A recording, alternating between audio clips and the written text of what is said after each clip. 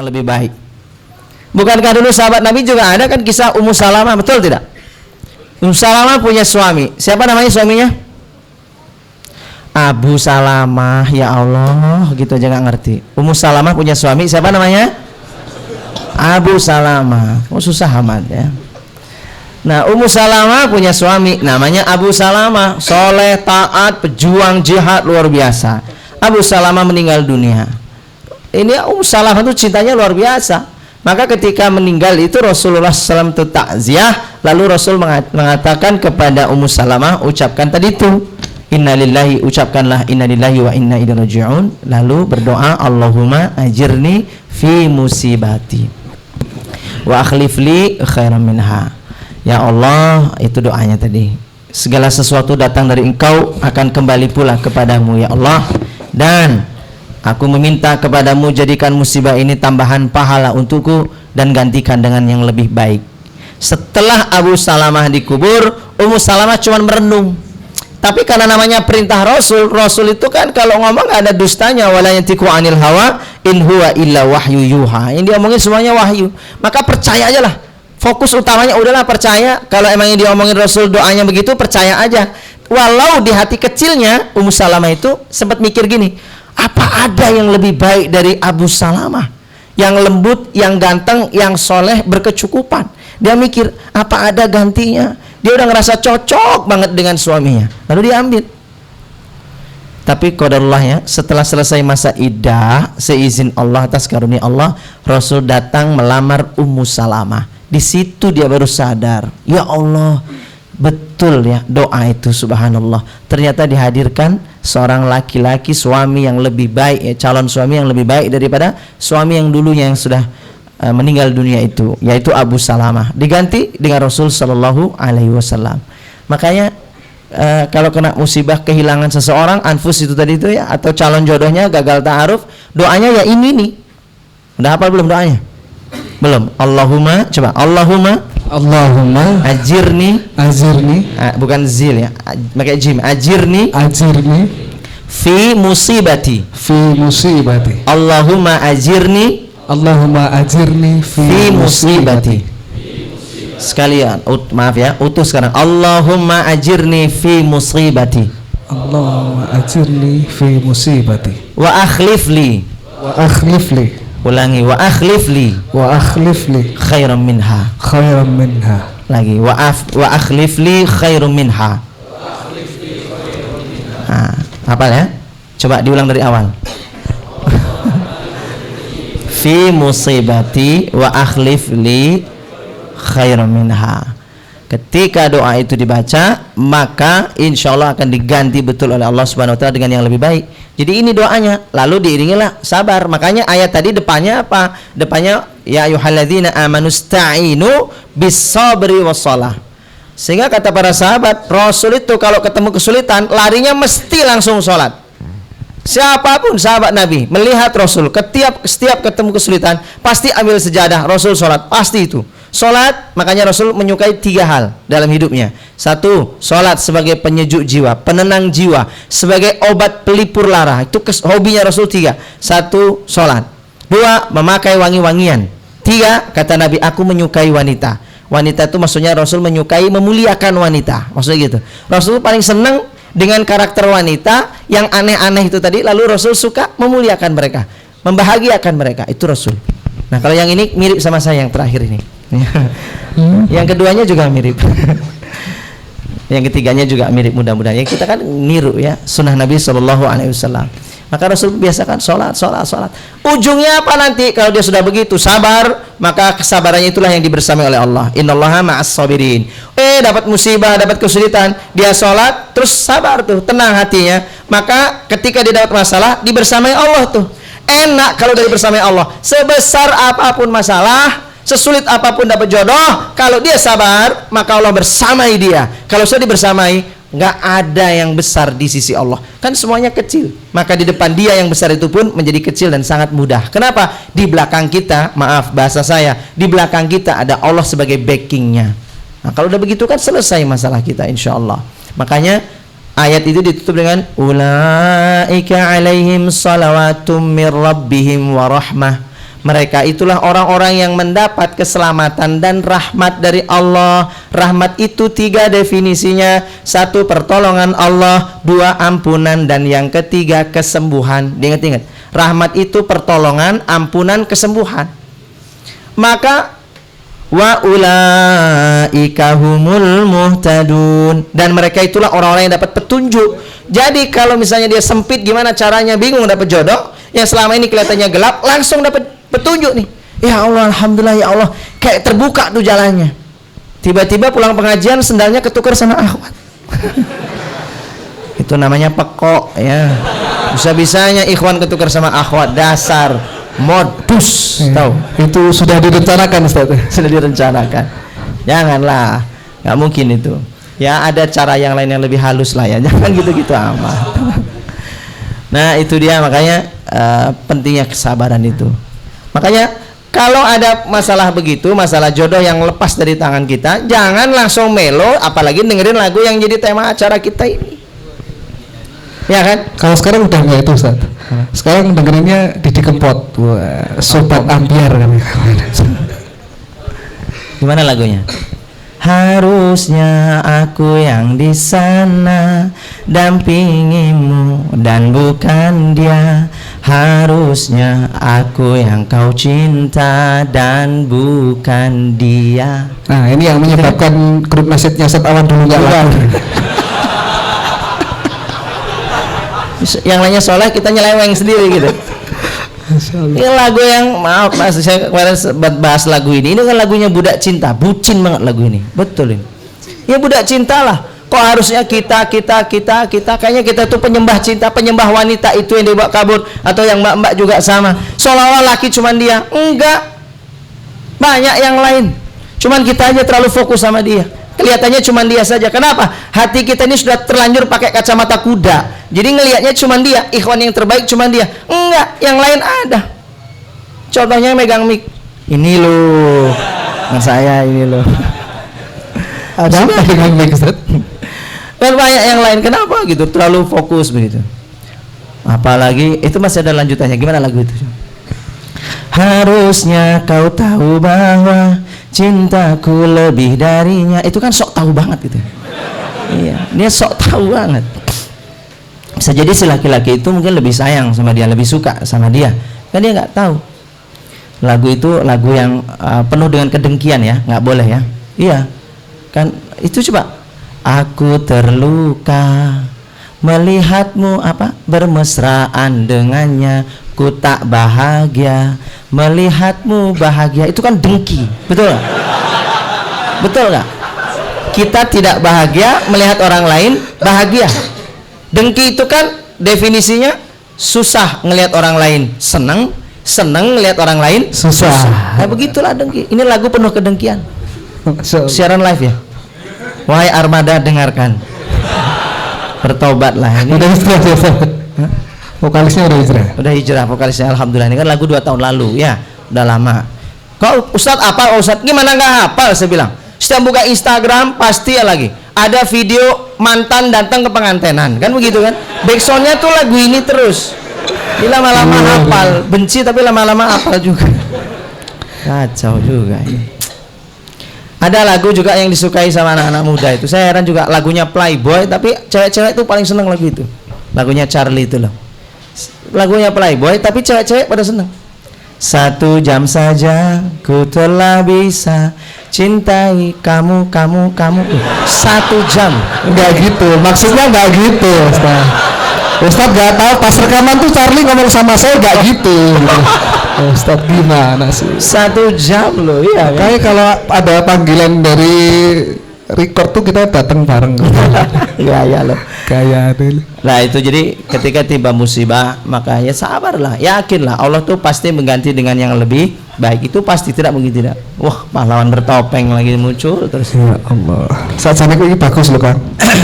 Lalu ingatlah Allah Subhanahu Wa Taala berfirman di surat Al-Baqarah. Jadi teman-teman sudah hafal semua dan seringlah dengar ceramah tentang ayat ini, ayat 216 itu.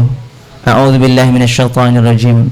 Wa 'asa an takrahu syai'a wa huwa khairul lakum wa asa tuhibbu syai'a wa huwa syarrul lakum wallahu ya'lam wa antum la ta'lamun. Kamu mengira itu buruk bagimu padahal baik di sisi Allah. Kamu mengira baik padahal bisa jadi buruk di sisi Allah, kan sebaliknya. Wallahu ya'lamu. Saya sering bilang namanya ya'lamu dalam kaidah bahasa Arab itu artinya present tense, future tense. Allah itu tahu dengan keadaanmu yang sekarang dan nantinya yang akan terjadi di masa yang akan datang. Allah lebih tahu keadaanmu. Makanya kamu jangan sok tahu. Wallahu ya'lamu wa antum la ta'lamun. Kamu nggak tahu apa-apa tentang dia. Siapa tahu calonmu itu tuh yang kamu udah gandrung ternyata dia sama yang lain. Siapa tahu dia seminggu lagi mati. Kan bisa aja. Udah bisa jadi kan. Sudah makanya keluar premis pertama Nabi. Nanti mesti keluar yang aneh-aneh lagi. Motor gitu. Waduh wae le. Oh edan ya. Nanti keluar lagi hentir gitu kan. Karena ada dia inilah satu pengaruh rusak saya ini gara-gara. Justru saya itu dulu soleh terpengaruh Ustaz dulu. Apa Ustaz bercanda? Kalau gitu kita saling berpengaruh ya.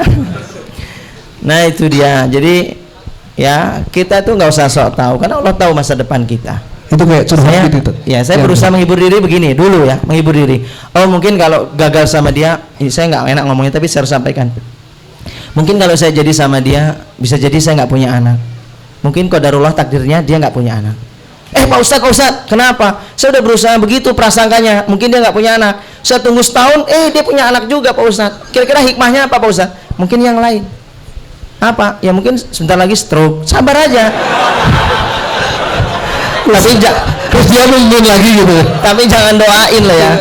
Tunggu setahun, tahu-tahu nggak stroke gitu. Pak Ustadz nggak stroke, ya kamu yang stroke lah, siapa lagi? Mungkin kamu nggak baik buat dia. Gitu. Nggak boleh begitu. Makanya Imam Ibnul Qayyim Al-Jauziyah, Imam Al-Qurtubi menjelaskan sebuah hadis ketika ditanya oleh jamaah, Syekh, apa yang dimaksud dengan berprasangka baik kepada Allah ketika ditimpa musibah? Selain sabar kan berprasangka baik. Apa yang dimaksud dengan prasangka baik? Maka kata beliau, ingat hadis Nabi SAW dalam hadis qudsi, ya riwayat Abu Hurairah.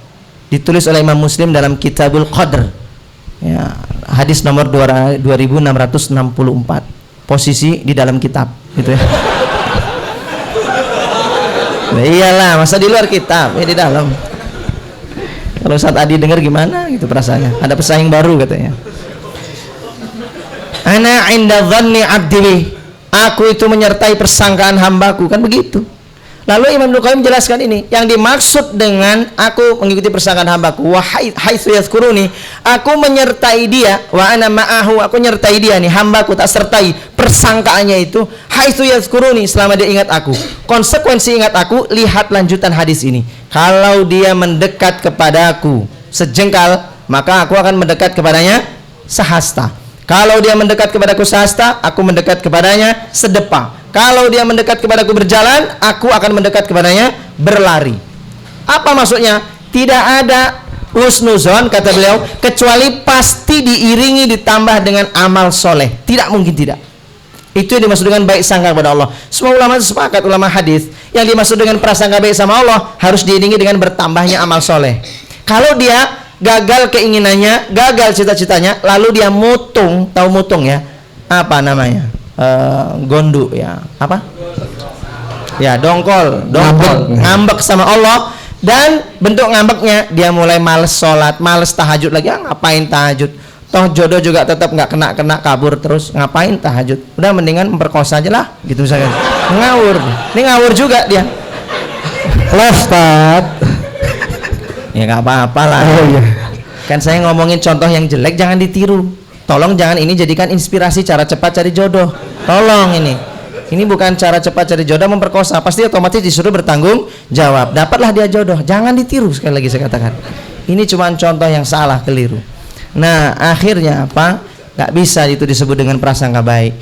Tapi coba teman-teman perhatikan, bagaimana kerennya Allah sudah menyiapkan yang terbaik, Dan itu akan diberikan kepada kita lewat apa? Dicabutnya dulu orang-orang yang menurut kita baik. Kayaknya jodoh yang tercocok lah buat kita.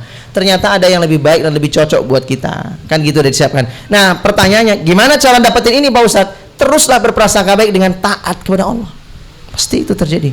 Sebagaimana Nabi Ayub alaihissalam, dia ambil hartanya habis, anak-anaknya 12 meninggal dunia, hari ketiga kena penyakit, 7 tahun nggak sembuh-sembuh, tapi terus prasangka baik. Qadarullah, seizin Allah Ta'ala, akhirnya diberikan dia kesembuhan. Apa kesembuhannya? Lihat, saya sering dulu sampaikan di Trans Dakwah, udah lama nih, setahun lalu kayaknya. Nabi Ayub tuh doanya, ya Allah, intinya gini, doa sakitku ini ya Allah menyebabkan aku tidak bisa ibadah. Padahal aku nggak masalah dengan sakitku, kena penyakit aku nggak masalah, aku ridho ya Allah. Yang jadi masalah, aku jadi sulit sujud, aku sulit ibadah gara-gara sakitku. Maka ya Allah, wa anta arhamur rahimin, aku meminta kepada Engkau yang maha penyayang, di antara yang penyayang-penyayang, Kau yang paling maha penyayang. Maka akhirnya oleh Allah dikabulkan, fastajabna lahu, dan aku segera kabulkan permintaan dia, maka dikasih kesembuhan. Berubah. Orang-orang yang tadinya warga mengusir dia, Ayub jadi tinggal di pinggir kampung. Akhirnya orang-orang minta maaf, ngeliat Ayub sudah sembuh, orang berdatangan minta maaf. Dengan apa minta maafnya? Mereka datang dengan membawa oleh-oleh apa segala macam, sampai harta kekayaannya Nabi Ayub bertambah 2 kali lipat dari sebelum kondisi dulu, sebelum terbakar habis. Gak lama kemudian apa, seizin Allah, dia sama istrinya kan 12 anaknya meninggal serentak dalam 1 hari. Dengan istrinya ikhtiar lagi supaya punya anak lagi. Seizin Allah setiap hamil anaknya kembar terus selama 12 kali kehamilan. Yang meninggal 12 sekarang jadi berapa? 24. Itulah buah dari kesabaran, prasangka baik sama Allah, terus begitu. Tapi ditutup dengan doa tadi. Apa itu? Ya Allah, nggak masalah saya begini mas, saya ridho, tapi saya nggak bisa ibadah. Jomblo juga begitu sama. Doa, ya Allah saya mah jomblo. Ya gimana ya Allah. Ya Allah saya jomblo nggak apa-apa, emang takdir saya kalau jodohnya di akhirat, saya ridho ya Allah. Masalahnya saya jadi nggak bisa menyempurnakan separuh agama saya ya Allah. Kan begitu. Itu yang kata malaikat, gombal. Gimana ya Allah, saya pengen ibadah, saya pengen haji. Mbak kan begitu, saya pengen haji, saya kan perempuan sendiri tanpa mahram kan nggak boleh ya Allah. Mohon datangkan mahramnya buat saya berangkat haji ya Allah. Nah begitu doanya, minta supaya bisa ibadah sama Allah, tujuannya begitu aja. Insya Allah nanti akan datang itu bos, anu aja lah, minta yakin aja sama Allah, begitu. Tapi ingat, nikmati kejombloan dengan tetap taat. Saya tutup ya dengan kisah Sa'ad, karena banyak pertanyaan tadi katanya. Mana kertas-kertas tadi? Banyak. Saya dapat kemarin cerita di Nurul Asri tentang masalah kisah Sa'ad As-Salimi, seorang budak hitam yang sudah merdeka menjadi sahabat pengikut Nabi SAW. Sa'ad As-Salimi radhiyallahu anhu. Saat ini budak hitam dimerdekakan, masuk Islam, merdeka, kemudian mengikuti Rasul, jihad, perang, apa segala macam. Dan kalau majelis taklim selalu duduk di depan, sebelah Nabi. Sehingga cerita suatu hari di pengajian itu, saat ini di pengajian majelis gini, ya Rasul, tanya ya Rasul, silakan Sa'ad, bertanyalah. Sa'ad tanya, ya Rasul, aku ini sudah ibadah, aku sudah haji bersamamu, aku sudah jihad bersamamu, ya. Pokoknya semua ibadah dilakukan bersama Nabi. Lalu apa balasan kira-kira yang aku dapatkan ya Rasulullah? Kata Nabi, kau akan dapatkan sebagaimana sahabat-sahabatmu ini dan sahabatmu ini, aku nih, ya, mendapatkan balasan seperti aku nih, sahabatmu ini dan sahabat-sahabatmu yang lain yang berjuang jalan Allah Subhanahu Wa Taala, dan tidak ada balasan kecuali surga. Terima kasih ya Rasul, kalau emang itu balasan untukku. Tapi ya Rasul, tapi apa Sa'ad? Tapi saya ini ada satu amalan yang belum aku kerjakan. Apa itu? Saya kepingin nikah ya Rasulullah, tapi saya sudah ngelamar kemana-mana, tidak ada yang nerima saya karena buruknya wajah dan kulit saya yang hitam. Ya Rasul, aku telah melamar semua anak gadis teman-temanmu yang hadir di majelis taklim ini ya Allah, ya Rasulullah. Jadi teman-teman yang datang ini semuanya tanyain, punya anak perempuan? Enggak, rahasia gitu kan, karena mau dilamar ya gitu. Tanyain, punya anak perempuan? Punya, dilamar. Punya perempuan, dilamar. Ditolak, semuanya nggak ada yang nerima Sa'ad. Sampai aku pun melamar yang tidak hadir sekarang pun sudah aku lamar anaknya, nggak ada semuanya yang nerima saya Rasul. Apakah karena buruknya saya ini ya Rasul sampai aku tidak pantas untuk menikah? Perhatikan jawab Rasul. Kata Rasul, Sa'ad, ya sudah kalau gitu gini aja, aku nikahkan engkau dengan putrinya Abdullah bin Wahab, temui dia karena dia nggak ada di dalam majelis taklim. Temui Abdullah bin Wahab, lalu sampaikan kepada dia Abdullah bin Wahab bahwa Rasul yang memerintahkanmu ke sini untuk menikahkan dengan putrinya. Oke? Siap, gitu kan ya. Datang. Di perjalanan, seneng kan, girang, namanya jomblo langsung di Rasul loh yang menjodohkan kan seneng. Yang tadinya jomblo neyeng-neyeng begitulah ya. Karatan gitu kan, terus semangat dia lagunya, mungkin apa lagunya, oh ya Jamalu gitu lah. Sampai di perjalanan, sampai di rumahnya Abdullah, ketuk pintu, assalamualaikum gitu kan. Waalaikumsalam. Ada apa Sa'ad? Wahai Abdullah bin Wahab, sesungguhnya aku datang ke sini diutus oleh Rasulullah. Oh iya, ada apa? Sesungguhnya Rasul menjodohkan aku dengan putrimu. Bagaimana? Canda. Kata saya udah begitu, beneran ini. Saya baca dalam kitab itu begitu, berkas saya kenabian. Canda. Betul, ini adalah perintah Rasul. Mungkin kamu terlalu senang-senang. Salah, mungkin kau salah dengar Sa'ad. Kata dia gitu. Baiklah kalau begitu. Jika memang aku ditolak, nggak apa-apa. Pulang dia. Harusnya. Enggak, tipenya Sa'ad ya kayak gitu, nggak baperan. Pulang. Anaknya yang perempuan, ayah, apakah kau menolak Sa'ad? Bukankah dia itu diutus oleh Rasul? Wahai ayah, hati-hati ayah kau menolak dia. Dia itu orang soleh, tak mungkin berkatanya dusta. Dia pasti datang disuruh oleh Rasulullah. Ayah, jika emang itu perintah Rasul, terimalah sebelum turun ayat yang akan menelanjangi aibmu sekarang. Karena zaman dulu kan kalau ada kejadian apa ayat turun. Ntar ayat turun nolak jomblo itu kan nanti turun ayatnya. Janganlah kalian menolak jomblo hitam jelek gitu kan, enggak ya. Nah, dari situ Sa'ad terhenti, berharap dipanggil lagi sama bapaknya. Sa'ad, kembalilah gitu ya. Ternyata bapaknya diem aja. Kalau saya nggak dipanggil-panggil, terlalu baper, udah terus dia ke tempat Rasulullah.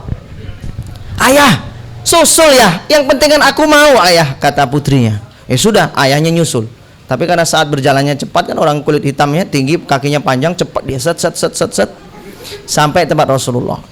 Bapaknya ini si Abdullah bin Wahab ini datang sampai di situ, kemudian ya Rasul, maaf ya Rasul, maaf atas perbuatan saya tadi menolak Sa'ad ya Rasul. Kenapa kamu tadi menolak? Maaf ya Rasul, aku tadi mengira itu tadi bercanda ya Rasul. Jika emang itu benar darimu ya Rasul, sungguh sekarang juga aku nikahkan anakku dengan Sa'ad. Jika emang itu perintahmu. Masya Allah. Ini kulit putih dengan kulit hitam. Mau nggak mau sudahlah akhirnya. Ya kan mau nggak mau dinikahkan gitu ya.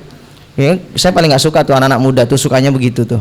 Pak Ustadz, cariin dong akhwat yang putih cantik. Putih. Saya hitam Pak Ustadz, untuk memperbaiki keturunan. Oh, kamu memperbaiki keturunan, buat si akhwat kamu tuh ngerusak keturunan tau. Jangan gitu lah, kasihan nanti yang kita minum pada window. Saya tuh ngomong gini bukan nyelekit ya.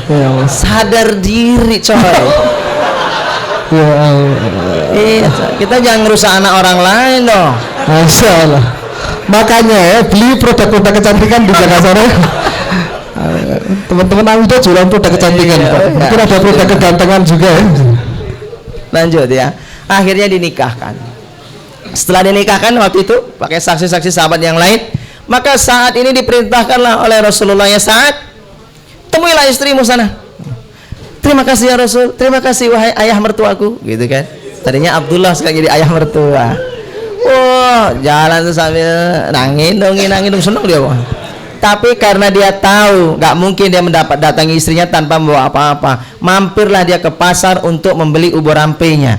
Dia beli yang namanya pakaian untuk istrinya lah, gaun untuk istrinya, makanan-makanan hidangan untuk persiapan pesta. Dia lagi milih-milih tuh. Tiba-tiba datang ini seruan. Orang penunggang naik kuda, seruan datang nih, sahabat Nabi. Wahai kuda-kuda yang tertambat, bersiaplah. Wahai pedang-pedang yang menggantung, angkatlah. Wahai mujahid-mujahid Allah, sambut seruan Allah. Jihad di perbatasan. Ada panggilan sekarang. Masya Allah. Baru nikah, belum ngapa-ngapain, belum ketemu juga. Langsung dia mengalihkan perbelanjaannya, pindah ke bagian peralatan perang. Dia beli tombak, beli pedang, beli kuda. Langsung dia berangkat berjihad, belum sempat temui istrinya. Jihad, selesai jihad, meninggal dunia. syahid, mati syahid. Rasul mendatangi jenazahnya Sa'ad. Lalu apa kata Rasulullah SAW? Kata Rasulullah, sesungguhnya Sa'ad ini tidak layak untuk wanita tersolehah di dunia ini. Yang layak untuk dia hanyalah bidadari surga, karena dia sekarang menjadi pengantin surga. Masya Allah. Masya Allah. Tidak ada yang layak buat Sa'ad. Inilah jomblo yang soleh itu begitu. Mungkin wanita-wanita itu nggak ada yang layak buat kita. Karena apa? Saking solehnya yang bidadari surga yang cocok. Jangan Anda pahami ini dengan kalau gitu saya jangan terlalu soleh Pak Ustadz, biar dapat biar dapat yang di dunia. Jangan mikir gitu, keliru itu, salah mikir. Tapi ya, jadi kalau nggak laku-laku sudah berangkat jihad saja ya. Orang-orang yang jomblo di Indonesia ya. Ya setelah kita tanya jawab aja deh. Itu kita jawab pertanyaan. Insyaallah. Baik, kita lanjut ke tanya jawab. Sudah ada beberapa pertanyaan yang masuk. Kalau masih mau nambahin silahkan, nggak apa-apa. Insyaallah masih cukup. Kita sampai jam 3:30 subuh ya. Baik, sebelumnya saya minta tadi Mas Soleh minta untuk ada biodata yang perlu di. Masya Allah, Mas Soleh ini soleh terus dia. Iya. Ini dulu. Ya. Makanya yang bawa biodata silakan. Ya, yang bawa biodata silakan diserahkan kepada teman-teman teras dakwah atau kepada petugas dari rumah Pak Aruf punyanya Satawan. Sebelum saya bacakan yang nanti setelah selesai acara silakan mengambil biodata ta'aruf yang sudah kami silangkan. Yang pertama ini nanti hubunginya teras ta'aruf ya, dengan teras ta'aruf hubungi panitia admin kalau mau lanjut atau tidaknya. Saya mau sampaikan dulu, ini seorang akhwat menulis tulisannya begini, kriteria yang diinginkan. Ini kok bisa dapat format ini ya? Ini format biodata ta'aruf buatan saya awal saya nikah dulu. Format ta'arufnya ini saya ngerti, ini saya ngetik, saya buat ini. Padahal udah zaman dulu banget ya. Jangan-jangan itu dulu pernah ta'aruf sama Ustadz ya? Nih. Enggak lah ya. Oh bisa jadi. Cek ini. Jadi insyaallah ya. Ini format saya dulu ta'aruf. Ini saya yang buat ini. Kriteria yang diinginkan. Ini saya mau koreksi ya. Kriteria yang diinginkan. Jadi si akhwat menginginkan laki-laki yang satu soleh. Pertanyaan saya, ada nggak di sini yang mengharapkan laki-laki yang nggak begitu soleh? Ada nggak, Mbak? Ada nggak? Nggak ada kan? Ya kalau gitu nggak usah ditulis. Sesuatu yang sudah pasti itu nggak usah ditulis.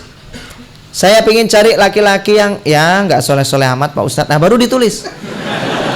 Tapi kalau yang soleh nggak usah. Kenapa Pak Ustadz? Ya semua orang pasti pinginnya yang soleh. Pertanyaannya adalah, emang tahu dia soleh atau enggak? Dari mana taunya? Ta'aruf dong. Kalau belum ya belum bisa. Dan kita nggak mungkin dong mentarufkan yang tidak soleh. Yang kita taruhkan pasti yang soleh-soleh, nggak mungkin tidak. Ya, artinya sesuatu yang sudah menjadi kriteria umum tuh nggak usah ditulis. Ya, memenuhi tempat di sini. Ya, soleh pastilah. Kita pasti pingin yang soleh. Nggak pingin saya pingin cari suami yang jahat tuh nggak ada. 2, bertanggung jawab. Bagaimana Anda tahu bertanggung jawab kalau belum dinikahi sama dia? Nggak ada kan? Saya mencari yang ya suka pergi-pergi nggak apa-apa Pak Ustadz, nggak ada, pasti bertanggung jawab. Yang nggak harus nafkahi saya, nggak pasti.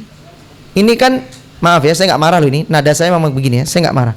Saya hanya menyampaikan bahwa kriteria ini tidak perlu ditulis. Yang soleh, bertanggung jawab, yang jujur, adil, ya kan. Kemudian apa itu ya? Ada.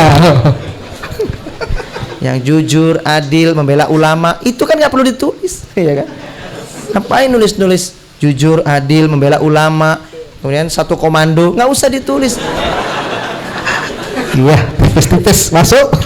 Jadi yang sesuatu itu, ini contohnya lagi setia. Lo tahu dari mana setia atau enggak? Kalau belum dijalani. Satu lagi penyayang. Makanya bagaimana Pak Ustadz? Ya kita kan pasti pinginnya yang penyayang segala macam.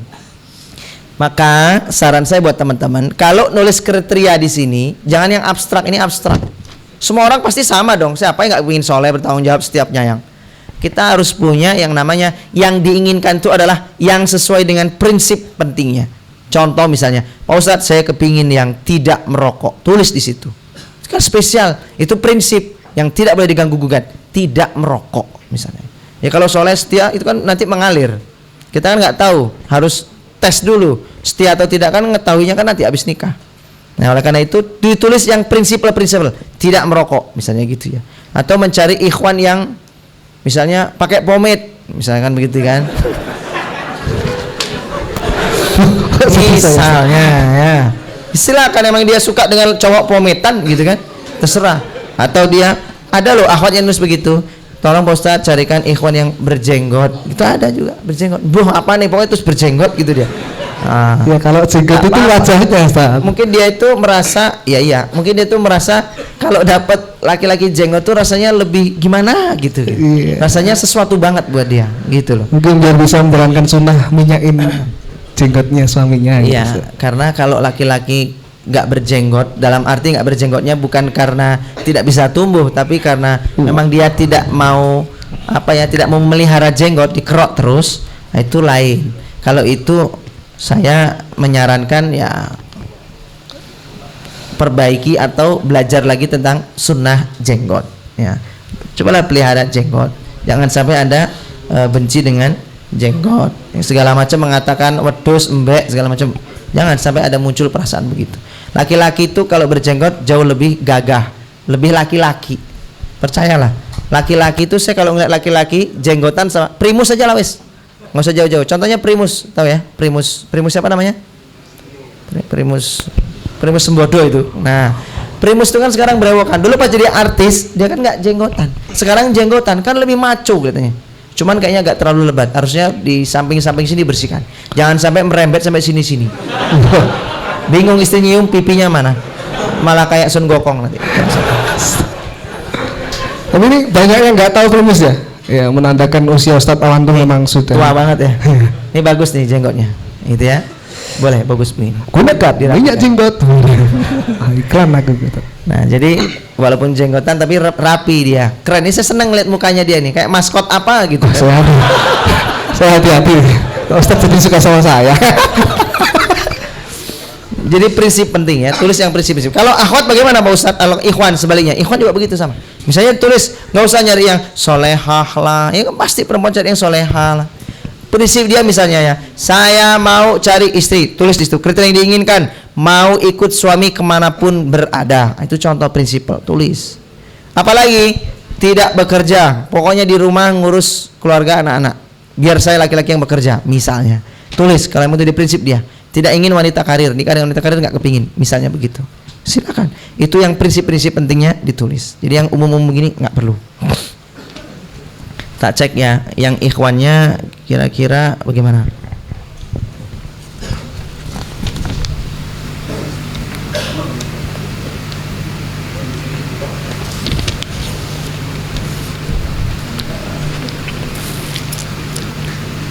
Kok nggak ada ya? Si ikhwannya nggak ditulis di sini. Dia hanya menulis tentang dirinya sendiri. Dia tidak punya harapan wanita seperti apa. Sudah pasrah gitu. Sampai nulis sumber biaya resepsi pernikahan. Udah tulis ini. Sumber biaya resepsi. Kami menginginkan pernikahan sederhana dengan resepsi di suatu tempat saja. Ya emang satu tempat, mau berapa tempat? Dan kami dari pihak laki-laki siap menanggung semua biaya pernikahan. Wah. Silakan nilai plus ini, nilai plus. Teras wedding siap ya? Bagus ini. Teras wedding ya, teras wedding siap-siap. Karena dia siap dengan dana berapapun maka siap naikkan harga, nggak apa-apa, dia mau. Di sini ada gambaran acara pernikahan. Ini lengkap nih, komplit. Karirnya, sebagaimana telah saya jelaskan di awal bahwa saya adalah pengurus Wisma yang punya gaji setara dengan UMR di kota Jogja. Menikah adalah menyempurnakan setengah agama saya. Maka dan seterusnya nih, bla bla bla. Bagus nih, mantap, masya Allah. Baik, dia sebagai pengelola ya, manajemen, tim manajemen Wisma. Dari CV seorang akhwat nih ditulis. Ini tak sampaikan dulu. Nanti tolong akhwat dengarkan, inisialnya EP. Emang gue pikirin. Inisialnya EP, kelahirannya Yogyakarta 28 Januari. Yang ngerasa 28 Januari, nggak saya sebut tahunnya ya. EP ya, lahirnya Yogyakarta 28 Januari. Nanti silahkan tukar biodata setelah acara, ambil biodata si ikhwannya. Nah si ikhwannya nanti silahkan ngambil Ikhwannya tadi udah saya sebut barusan. Mungkin dia ngerasa nih, HS ya, inisialnya HS. Lahirnya 16 Agustus. Selesai acara, silakan. Nanti saya taruhkan antara HS dengan si EP ini tadi. Ini yang bagus, Ustaz. Nanti mungkin dibacakan sama Ustaz. Yang mana? Mas aja bacain deh. Serak suaraku nih. Oh, ini tadi kan ada dibacakan sedikit karakteristik yang dicari ya. Ini seorang akhwat mencari karakteristik pasangannya ini bagus. Bentuk fisik tinggi dan badan agak berisi, rambut lurus dan sedikit jenggot. Warna kulit putih langsat atau sama mateng. Nek kurang mateng tumbuh. Gak ada ditambah saya. Kurang matang. Dengerin ya, orang luar Jawa nggak ngerti nih. Kurang matang dimbu, tahu dimbu ya? Diperem namanya. Terus. Tipe rambut berwarna hitam, warna mata hitam. Ya ada putihnya dong Mbak. Hitam semua itu. Cacat fisik tidak, fisik sempurna. Dia cari yang fisiknya sempurna. Tinggi badan 170 lebih. Wah. Ini ciri fisiknya dia loh Mas kayaknya Mas. Enggak, ini yang dicari dari karakteristik. Ini ada CV Ahmadnya. Berat badannya 65 atau lebih. Kok itu kriterianya saya semua sih? Dicari yang usia 24 sampai 28 tahun. Ini bagus tadi, depil nih. High quality juga dia ya. 170. Emang tingginya dia berapa? Tingginya si Ahwat berapa? Minta ikhwan 170. Tingginya 147.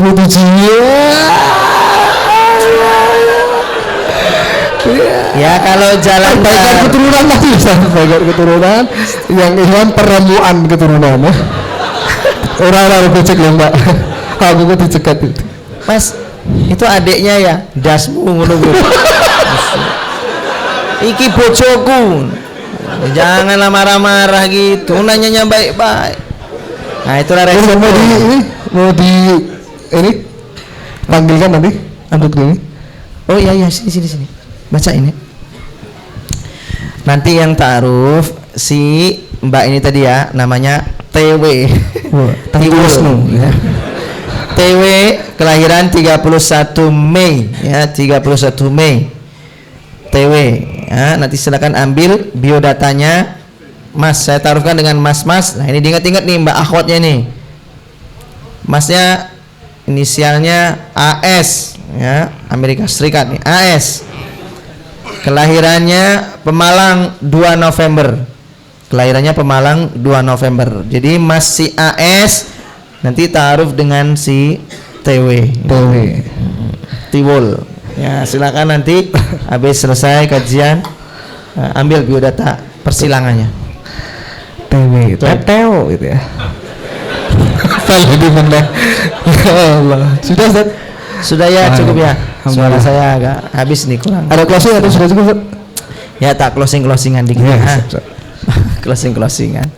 Baik teman-teman semua dirahmati Allah, dicintai Allah Subhanahu wa taala, di penghujung acara kita malam hari ini, teman-teman semua ingat, kalau kita punya keinginan sesuatu kepada Allah kok tiba-tiba nggak cocok dengan harapan Allah, maka jangan sekali-kali berburuk sangka dengan Allah Subhanahu wa taala. Buruk sangka dengan Allah hanya akan memperburuk takdir kita.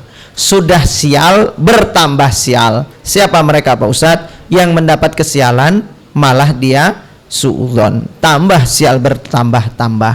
Nah oleh karena itu kalau dapat begitu, berbaik sangkalah, husnuzon kepada Allah Subhanahu wa taala. Bagaimana kisah Hudaibiyah? Ketika Hudaibiyah, perjanjian Hudaibiyah, sahabat-sahabat semuanya rasanya suudzon. Sudah kita ini dipersekusi, sudah nggak boleh haji, suruh balik lagi. Orang Madinah kalau ke Mekah nggak boleh balik, sementara orang Mekah kalau ke sini disuruh balik lagi boleh. Ini penghinaan terhadap umat Islam. Tapi Rasul mengatakan apa? Sabar, sabar, sabar. Keyakinan itu, kesabaran itu, baik sangka sama Allah, karena emang Jibril diutus turun menyampaikan itu, perintah itu, maunya Allah begitu, maka mereka bersabar. Husnuzon terus kepada Allah. Akhirnya apa? Terjadilah Fathul Mekah. Buah dari apa? Berbaik sangka dengan Allah Subhanahu wa taala. Demikian, bila hidayah wa taufiq. Assalamualaikum warahmatullahi wabarakatuh.